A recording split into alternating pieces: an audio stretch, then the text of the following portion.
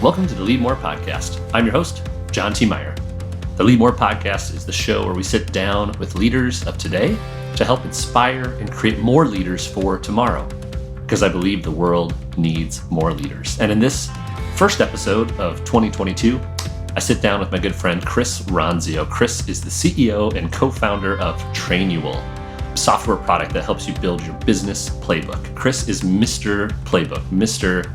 Process Document. He is the person who organizes a business.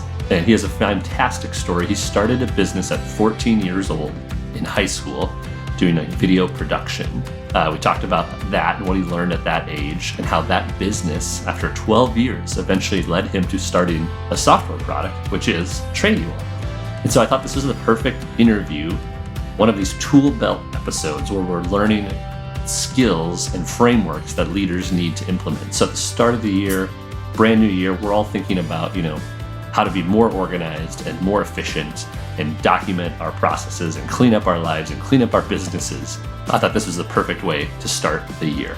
Chris will tell you about the importance of frameworks, how he even uses Trainual, his software, at home with his family, and share his entrepreneurial story. So it's a great conversation. Chris is a great guy, a good follow, makes a lot of content, has his own podcast. So I think you'll enjoy our conversation here with Chris Ronzio.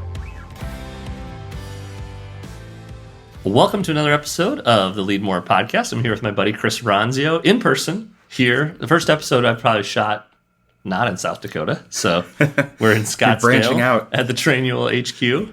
How you doing? I'm awesome. Thanks for coming. Yeah, thanks for having me. I'm excited to catch up. So we got lots to cover. We'll jump right in. I know you have a kind of a. Do you think you're one of those entrepreneurs who was born an entrepreneur?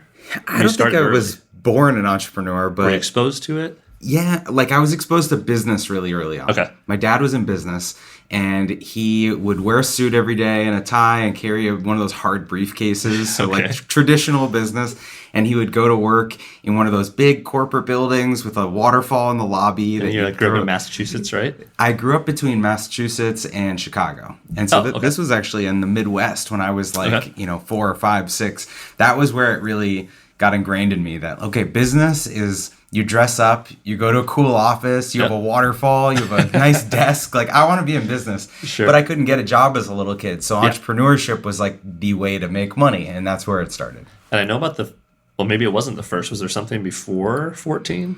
Yeah, I mean, it was from when I was 4 years old. My first actual little operation was my uncle gave me $4 to wash his car. And I think it was please go away, stop asking me questions, And I washed his car, and I remember that the $4 was exactly what it cost to buy a Ninja Turtle action figure. So in my mind, that was my currency. And I thought, okay, I'll wash this car.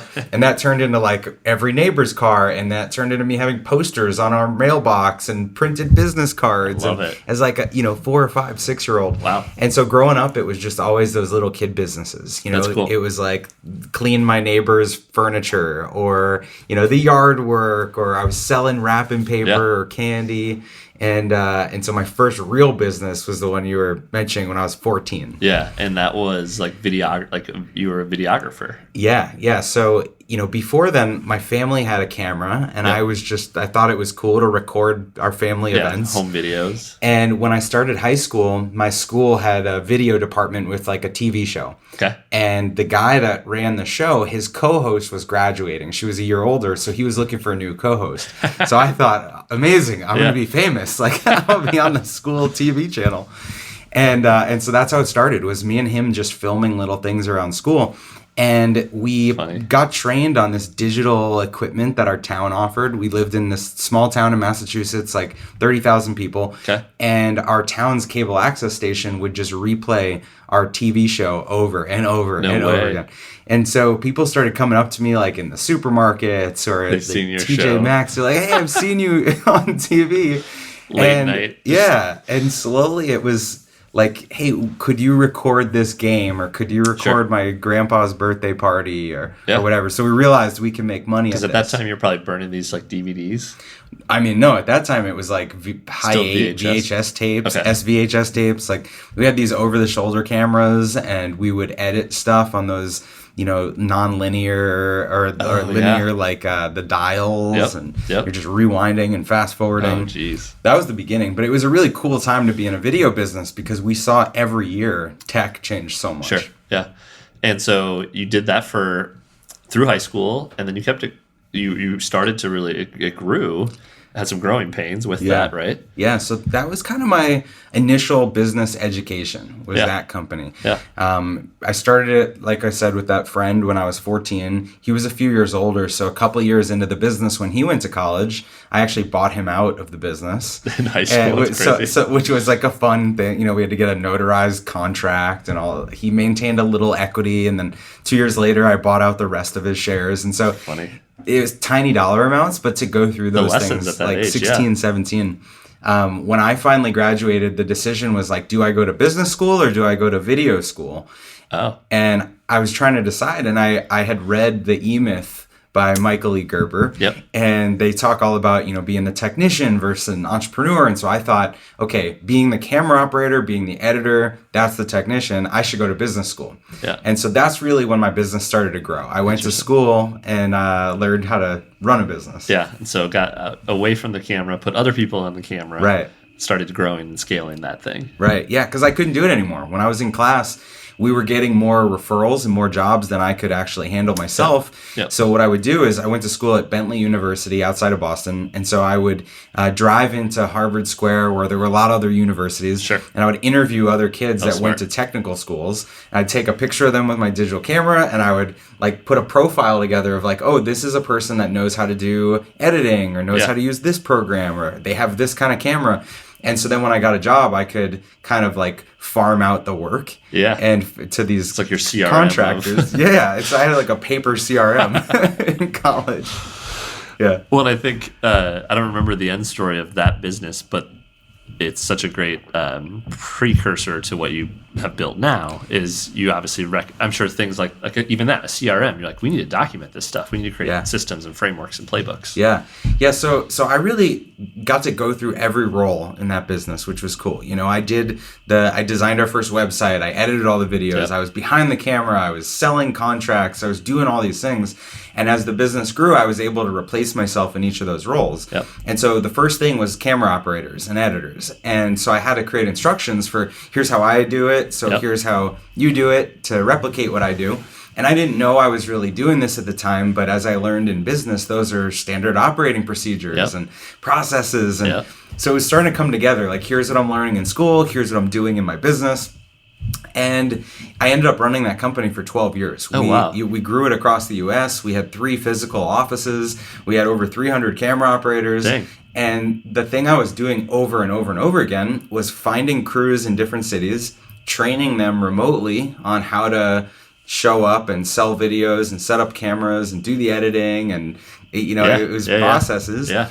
And then keeping customers happy. And so it was that over and over and over again. And so looking back now at, what Trainual does, it makes so much sense that you basically were just building the repetition. That it was just process and training and digital remote training at a time when that wasn't even that popular of a thing to do. So it makes sense looking back. Yeah, totally. And I thought maybe it was more of you didn't do those things, and so you then recognize the importance of standing out. But it's really because most businesses don't do them well, and that's what we'll get into next. But so I didn't do them well at the beginning. It was stumbling through that. The big turning point in that business was actually when I finished college. My girlfriend, who's now my wife, she kind of confronted me with the fact that I was working all the time in this business. She said. It was one night she came over to my house. It's always going to be like this. Yeah, and she said, "I will not be your second priority." And it was a sobering moment for her to say that. And she was basically giving me this ultimatum, either your business is your first love or I can be. Sure. And she wanted to move. She wanted to leave Boston. She wanted to go somewhere warm. And so that's what brought us out here to Arizona, was really her giving me that ultimatum and forcing me to move away from the office, move 2,000 miles from the office. And I think it's the best thing that ever happened to the business, because all I could do was work on our systems and processes and the stuff you could do. Removed from it, couldn't do any job. And so I ran the business for another few years, ended up hiring a director of operations. He became the president of the company. And then we ended up doing kind of a strategic sale a couple years later. That's great. It's a theme of the show has been when leaders are often like nudged or pushed in a way they maybe didn't expect, something like that. Yeah. Because then you're now thinking that you're on the other side of the country.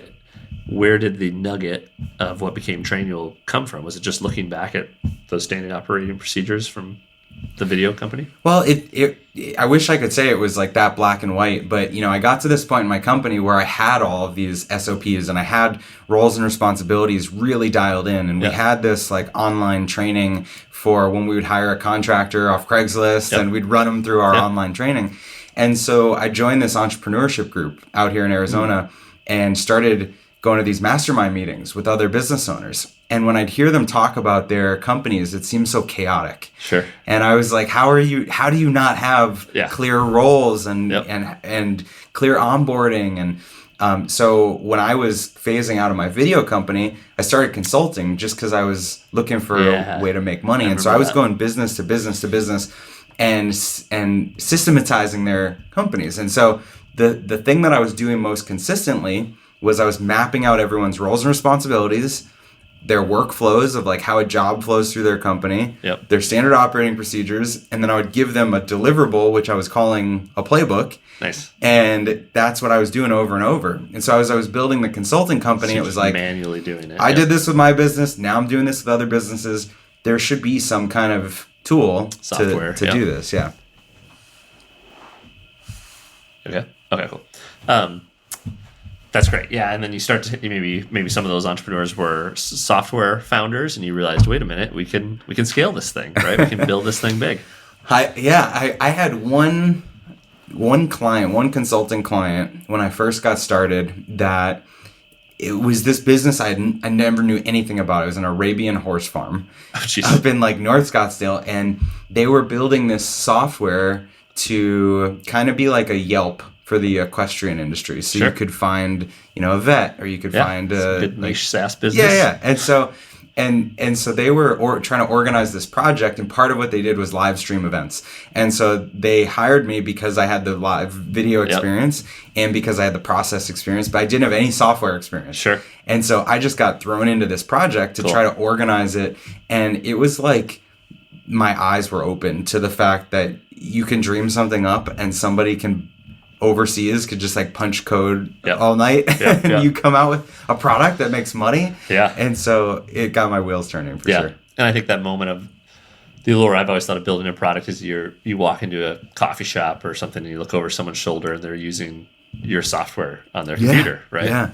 Yeah. So obviously we have Trainual, a training manual, right? Pretty straightforward. Tell us what's the pitch, the elevator pitch of what you guys do. Yeah, so like you said, it's a training manual. It's your business's playbook. So it's all of your who does what and how you do things in your business to orient new people, onboard new people you hire, and keep your existing people on the same page. Yep, awesome.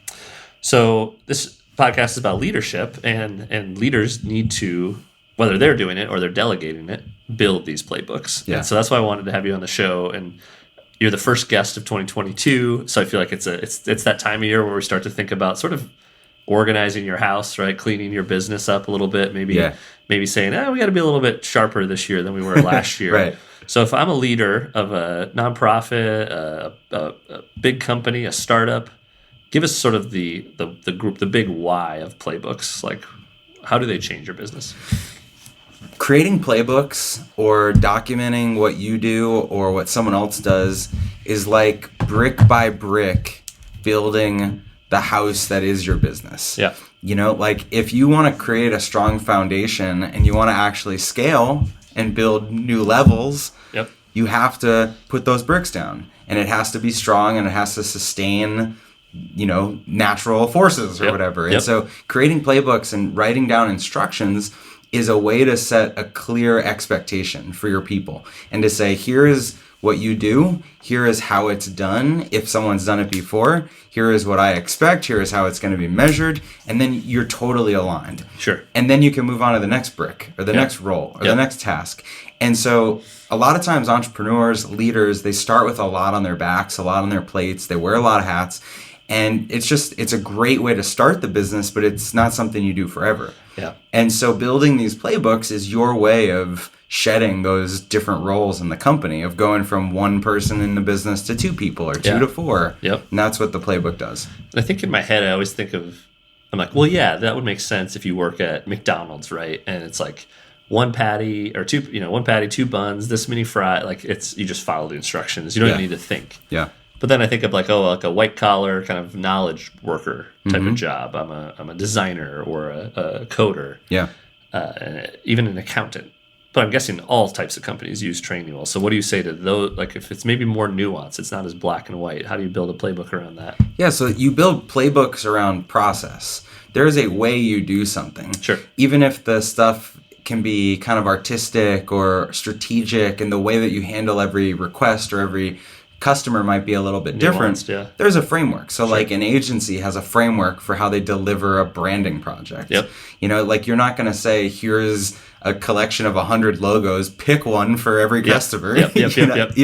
It's not that systematized. But you are going to say, here's how we do the first intake meeting. Yep. Here's the form that they fill out. Here's what we need to gather about them. Here's how you research a business. Here is, the timeline of how long it takes. Here's a template for the slide when we present the first presentation to them. Yep. Here's the installments that we bill them. There is a ton of process that goes into any kind of white collar, artistic, creative work even. And so that's what you're documenting is the process. Yeah. So it's that classic, like, let's not rebuild the wheel, right? We've already built it once. It's a pretty good invention. Yeah. Let's keep using it. Yeah. As long as it's good. Yeah. That was my next question is, do you encourage a leader or a founder to sort of build the plane as they fly it? Or do you stop? Like from the beginning, if I'm starting fresh, do I build a playbook first, or I have to kind of go test it and rebuild it or iterate? So right when Trainual was starting, I trademarked this term because I was using it so much. Do it, document it, delegate it. Okay. And so the idea is, in a business, you need to do it first, and you need to try it and experiment until it's consistent. Yep. And then once you're doing it consistently, that's when you document it. Yep. That's when you write it down. That's really the Trainual piece. Yeah. That's when you put the instructions down. Because if you haven't done it consistently, if you don't know how to do it, writing it down is a waste of time. Yeah. You're going to write down like a guess, and then it doesn't work, and you have to rewrite it down. And so you don't write it down until it's consistent. In the book, we haven't talked about the book yet, but one of my favorite things in the book was don't write the way until there's a right way. Oh, I like that, yeah. And it's a simple way to think about it. Like when there is a way that we do it at the company, that's when you write it down. Sure. And do you think, can this methodology or this, I guess, way of thinking be taught? Because like we're both founders, and I think sometimes founders aren't known for their kind of shiny object type people. Yeah. We don't we like to delegate, but we maybe don't like to document. And so were you that way naturally, or have you had to like shift your mindset to think this way? I think I shifted to this way after the first after years of not being like this. Yeah. And then getting the dopamine of, wow, that worked. Let me write something down. Because then it's something it's like a project that feeling that of replacing I want to yourself. do. Yeah. Is could be addictive. Pretty addictive. Yeah. Yeah. So I don't think everybody's like this to start with, but I also don't think everyone has to be like this. In order to get this done, you just have to have someone in your business that is like that. Yeah. And so it could be your general manager, it could be your executive assistant, it could be your COO, it could be your whoever it is, your counterpart, your the operational person. They can be the champion of this, and then they can help get the knowledge out of your brain if you're the one that does it. Cool. Let's touch briefly, and then we'll get to the book you mentioned, like maybe pitfalls or places where founders, leaders maybe make mistakes. So if I'm starting to think about, okay, in 2022, I'm going to rework my business so that if I get hit by a bus, my business can still exist, right? Yeah. Where do you see the common mistakes in documenting and building playbooks? Well, I think one common mistake is that you don't give someone clear enough instructions, and you think, I hired the wrong person. And so it's always a decision of, do I have the right person?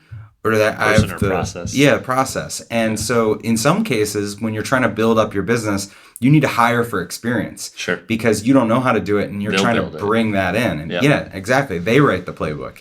In other cases, if you do something really well, you need to create really clear instructions, and you can give it to someone else. Sure. And so I think people mess up a lot, whether they've got the process or the person wrong. Sure, and diagnosing the wrong sort of symptoms. And they'll just go through people. And then they realize, like the way I'm doing it, my expectations were totally out of whack, or I wasn't being clear. So I think that's one problem. Another problem is writing stuff down before you know how to do it. So we already talked about that one, but that's a pitfall. And then another problem would be not innovating. Like if you do write things down and people say, oh, this is the way it's done, you have to constantly be nudging them to say, it's your turn to think up a new best practice. Yeah. Because if you don't, then you fall into this is how it's always been done. Yeah, that's the worst. And that's not what you want. Yeah.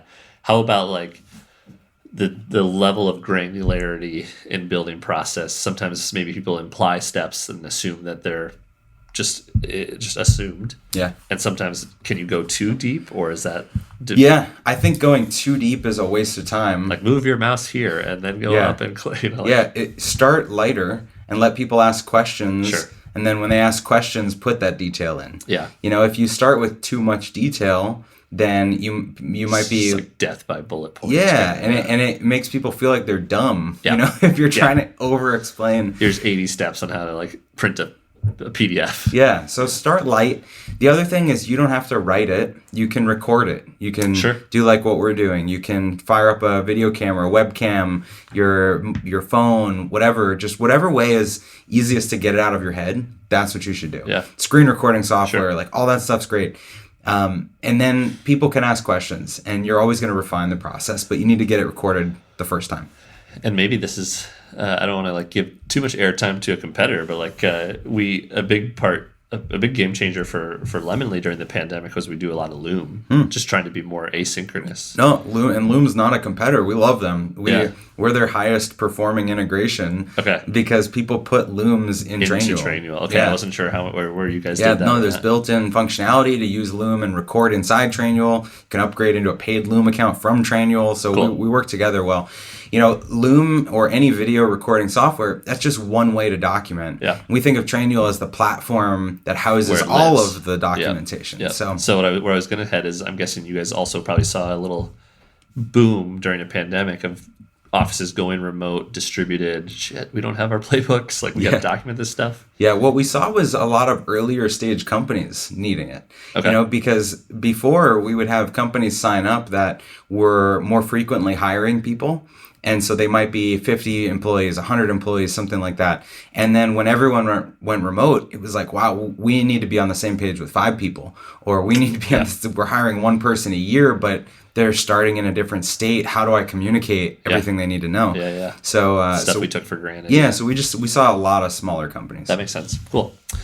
All right, let's talk about your book, because one thing about so I should also mention you work with your brother, Jonathan, who's in the business. I know maybe he kind of was helping and then kind of came in more full-time. And I don't know, you're both involved, which I think is cool. You guys are really good marketers, and you've done some really cool hacks, I would say, to kind of put Trainual on the map and to grow. One of them was a really compelling Facebook video with, as you mentioned, Michael Gerber. Yeah. So tell us that story about how you got him on that video, and then, of course, that he inspired you early on. Yeah, so super cool. Like Michael E. Gerber, who wrote the E-Myth, was one of my first business books I ever read. Yeah, like when I started at college, Yeah, and so then when I joined these entrepreneurship groups, I saw him speak one time, and I just thought, okay, this is like the godfather of systems and processes, and I just aspired to be like him someday. And so when Trainual started, one of the first video ads we ever did was me holding up the E-Myth and saying like, hey, if you've read this book and you want to create a prototype for your business, Trainual is a software that helps you do that. And it was an authority building kind of thing, like where we could leverage the recognizability of the book and say, like, oh, cool, and get the right people to raise their hand. That's how we were building an audience for lookalikes on Facebook. And so one of Michael's consultants from the E-Myth saw our ad and was like, this looks great. Sent it to Michael. Michael's like, I love it. I want to talk to this guy. Yeah. So I got on a video call with him and his wife in like the first year of Trainual, and we just totally clicked and hit it off. And so was able to build a relationship with him. He joined on as an advisor to the company. Yeah. He's in one of in the second iteration, right? He says it. Yeah. And then he's in the videos and the commercials. And what's so cool is he wrote the foreword to my book too. Yeah. Which then it came like full circle of him. He came up with this like epiphany of, if you're the technician in the business, you can't focus on growing the business. And in there, he recommends you should write it down, make an operations manual. Yeah. And then my book's like the guide to make how to do it. The manual. Yeah. So it was really cool to see it come full circle. But a lot of these marketing things, this is how we just have fun in the business. Yeah. You know, like you mentioned the one about wearing hats, and that one stands out in my head, like, because you literally made a commercial of all the hats that someone would wear: CEO, marketing, finance, accounting. Yeah. Yes, that was a crazy idea by my brother. He showed up one day with all these hats that he ordered. He got embroidered, and they had different roles. Hats, and so we just took them off. And what I love about that ad is the people that take the hat off my head for every role are the actual people in our business that do those things. So it's a fun little like talent. Internal nod. The real people. And then this year we did a version of that ad with Damon John from Shark Tank of him wearing all the hats and telling his story of how he grew FUBU. So I think everyone resonates that can resonate with that because. And then of course he hooked you up with was it the Spotify?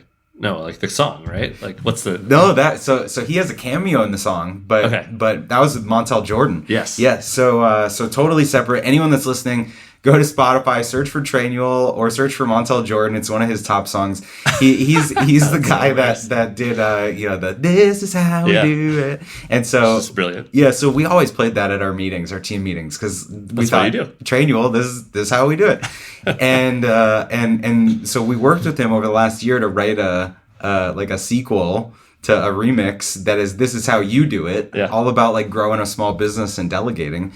And it's actually like an amazing song. I love, not just plugging it, but it's well, it's funny because like sometimes those things can be so cheesy, right? But then sometimes something is just such a perfect brand fit from both sides. It's like, this is too perfect. Yeah. So initially it was the lyrics. It sounded too much like a jingle. It was about Trainual or something, and we cut it back. And we were like, my brother did this actually. He said, if we were to license a song that we were just like, oh, this is the perfect song for Trainual, what would that song be? And that's what we co-wrote with him, which was cool. So that's funny that it's one of his top streams. Does he get the commission of the streams, or are you guys like co-owners of this song? Or we're co-owners of it, but he's awesome, and he's now like a partner of ours, and so, more to come with him. Funny, so funny. Okay, so I want to ask you, as a CEO, a father, a founder, what's your most impactful playbook in your life, whether it be running your business or maybe back home? Wow. I would say the most impactful thing for me is probably how I manage time and how I do my calendar. Okay. Because I make sure to schedule all the personal stuff first before the work stuff. And I'm sure you've heard that before, but that's the most impactful thing for my life is to make sure that I am there. I like right before I came here, I was at my son's basketball practice. Cool. And those kind of things are super important to me. So I would say that's the most impactful. Yeah. Well, and that's the whole case of why you do this stuff, right? To document that so you can be there. Yeah. Yeah, exactly. And we first met through, another mutual friend who's very big systems kind of processes guy and really has taught us sort of ways to really to maximize your time. And so how do you think about, do you guys use Trainual at home? We do, actually. I was wondering, yeah. Yeah, we have, so two things. One, we have a nanny that works with us at the house. And so before she was hired, we made this whole Trainual about our family. Yeah. To get to know the employees of our house, really. Sure. Here's all the kids. Sons, yeah. Here's who does what. Here's, the vendors we use around the house. Here's the stores we go to, the grocery. And so when you think about your systems and processes in the office, the same applies to your house. It's like anybody that's coming in, how would you teach them everything about the house? And so I mentioned also that we have this mountain cabin that we just got. We're putting together a Trainual for that. That's cool. And if friends want to visit, it's what is the operations manual for that? Yeah. And so when you can think about those concepts of anytime you stay in an Airbnb and there's that house manual, you need one of those for your company too, but people don't create them. Yeah. And it's insane. Well, I saw on this, it was like a calculator on, I think the question comes to and maybe I'll just ask you, is how many times, if you're going to do something, how many times should you, what's the way to say this? How many times would you need to do it in order to justify making a manual, right? You do something and you're like, I think I've heard it as anytime you always do this, or if you say like when I wake up in the morning, I drink water and then I do this, like you're essentially that justifies committing the time to build a manual. You know what I'm saying? I think it depends on the thing because, some things you might do like 200 times and just not realize the annoyance because they're so small, Sure. It like takes a minute or something. Yeah. So I think it's more about like the time that you spend doing the thing. Sure. Because you might do a 3-month-long consulting project twice and you're like, wow, I did it exactly the same way. Now somebody else needs to do this. I can't do this anymore. But you might do, a log in and pay your payroll like 45 times before you're sick of it. So I think it just depends on the amount of time. The time commitment. Yeah. Well, where I wanted to come back then on, you talked about your family, sort of full circle. Your version of business was exposure to your dad with the briefcase going into the office with the waterfall. What would your son say is like your sons, like how have they experienced dad doing business? It's funny. I think my kids are just starting to get it, or just starting to notice. And so my oldest, he's 7 years old, and he asked me over the weekend, he's like, Dad, were you always a CEO? That's funny. And I said, no, my first couple like I did some internships and things in college. And so I was explaining to him that there's work that you put in before you can be a good CEO. Like I wouldn't even have called myself a CEO of my first couple of businesses because I was doing all the other jobs, And so I think they're just starting to get that. And what I hope that they understand is that I'm a hard worker. I will jump in and do any job. Like nothing is like beneath me. Those are the things I want to impress on them, that they have to work hard and they, build their own future. Yeah. Well, I've watched from the sidelines. I know you're a good leader. So let's finish with a little bit of rapid fire about yourself. You wrote a book, but what's a book maybe outside of your own that you would recommend to people? Can I say E-Myth, or is that one taken? Because we've been talking about it. That's great. That makes sense. A great book. I mean, other ones that come top of mind are, there's a book called Focus by Al Ries, I believe. Focus, the future of your business depends on it, I think is like the subtitle. And that was really important for me. When I was doing my video business, we used to do any kind of sport. And then we narrowed it down to only doing figure skating and, like synchronized swimming. And there were just a couple. Yeah. And because of that, we were able to refine our processes and our marketing and our referrals and everything so much. And so I think that's a good lesson for people. Yeah. It makes me think of when you were talking about repeatable processes, there's that book, Built to Sell. Oh, yeah. John Warlow. Yeah. Awesome book. And they're they're an agency making all this stuff, and then they just go down just to our logo process. Yeah. And it explodes. Yeah. And John's a great guy. He's been on my podcast a couple of times. So, perfect. Yeah, awesome guy.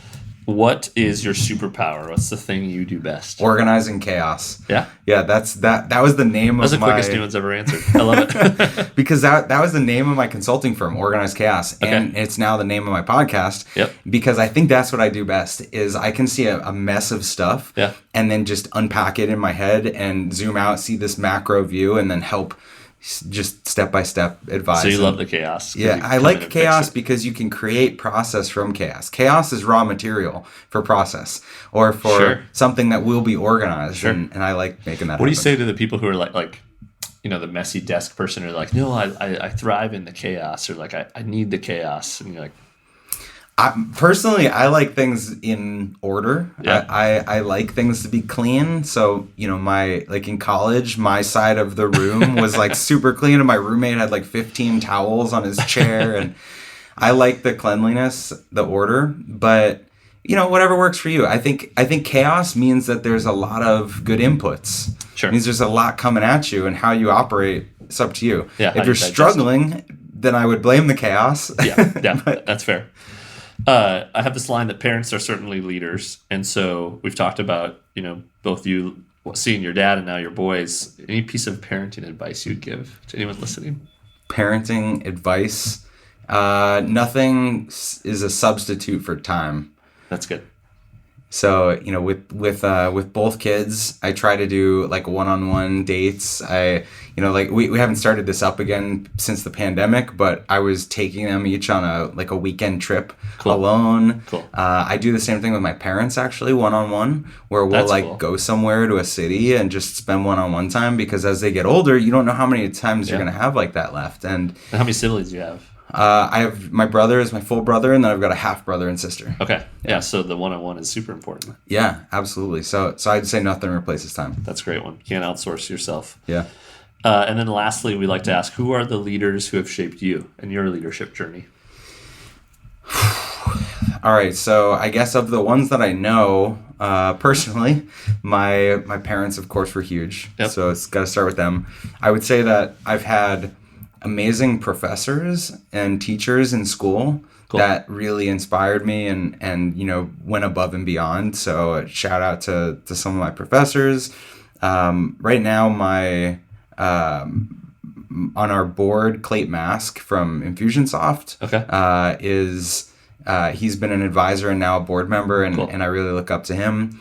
Another friend that Russ Perry. Oh yeah. We've kind of challenged each other over the years. Local entrepreneur, right? Yeah, CEO of Design Pickle, and he really challenges me. And, that's cool. So across the board, I think I've been lucky to have great mentors. Those are great. Well, this has been fun. Thanks, Chris, for the time, and I hope someone listening will be inspired to maybe organize their chaos this year in 2022. Yeah. Great. It's a great, what do they say?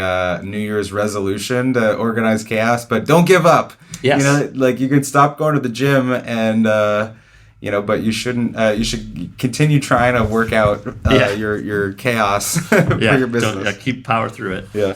So if someone wants to learn more, obviously there's the book. You have your own podcast. Tell us about those. Yeah, so the book is just The Business Playbook. You can look it up on Amazon or just go to thebusinessplaybook.com. Cool. The podcast is called Organized Chaos, and so that's available wherever podcasts are. And then we have another podcast, The Fastest Growing Companies, where I interview behind-the-scenes operations on a lot of companies that are just exploding. Cool. Thanks, Chris. Appreciate the time. Thank you. All right, thanks, Chris, for that conversation. It was fun to do that in the Trainual HQ in Arizona on the road here. So that's the first time we've taken the Leadmore podcast on the road, which was great. And I hope you enjoyed that conversation. Remember, newly, we now drop episodes of the Leadmore podcast every other Thursday. So we're going bi-weekly this year and doing a few different things in between the week. More to come on that. So you can find this episode wherever you listen to podcasts, Spotify, which now you can now rate on Spotify. So go to the Leadmore podcast on Spotify and click 5 stars. I would love that. And you, of course, can still rate us on Apple Podcast as well. So the next episode will drop Thursday, January 30th. And until then, you have a library of 80 plus episodes to listen to of the Leadmore podcast. So go back and check out your favorite. With that, take care and be well.